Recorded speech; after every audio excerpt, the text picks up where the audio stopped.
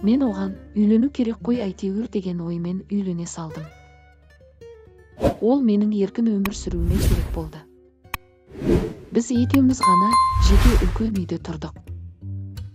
Менің үйге келгім келмейтін. Көбіне таңға жуық келетінмін. Ол маған күнде телефон шалады, үйге қайтуымды өтінеді. Жалғыз үйде отырғанға қорқатын еді. Ал мен үйге келсем оған айқайлап ұрсамын, сосын қайтадан қыдырып кетемін. Ол үнсіз жылап отырады, жауап та қатпайды. Солай тойдан кейін 2 ай өтті. Мен әке болатынымды естідім. Ол қуанбады.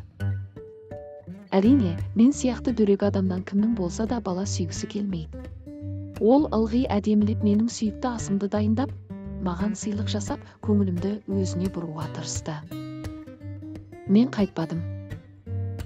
Ол маған неге керек, менің өмірім онсыз да керемет деп ойладым.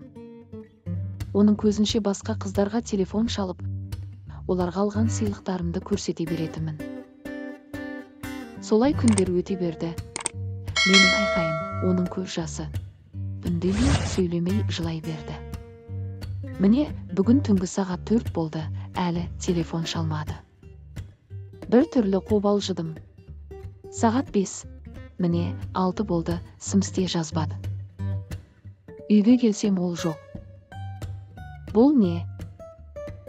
Біраздан кейін оның 3 күнге ата-анасына кеткені есіме түсті. Үйде 2 күн бойы тып-тыныш, әдемі тамақтың иісі жоқ. Төсегімнің бас жағында сыйлық жоқ. Не телефон шалмады. Мен соның бәрін сағындым, іздедім. Бірақ өзіме мойындағым келмеді. Сосын телефон соқтым, айқайладым. Неге телефон шалмайсың? Неге ұзақ келмей жатырсың? Менің киімдерімді жуу керек, үйді жинау керек деп. Ол жай ғана бүгін келетінін айтты. Мен уақыт өткізу үшін қыдырып кеттім. Түнгі сағат 3-те үйге келсем, есіктің алдында үнсіз жылап отыр екен. Мен бұл жолы жайырақ сөйледім. Екеуміз таңға дейін әңгімелестік. Ол жымиып, жылап отырып жауап берді. Күндер өтіп жатты.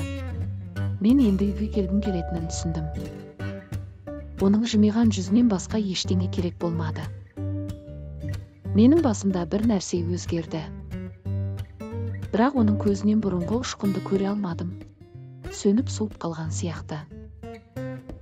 Мен оны басқа қыздармен салыстырып, күннен күнге қадірлей түстім. Оған енді бар махаббатымды беруге тырысамын. Бағалар деген үміттемін. Кешіру қиын емес. Бұрынғы жылулықты тура солай қайтадан орнына қайтару қиын болар.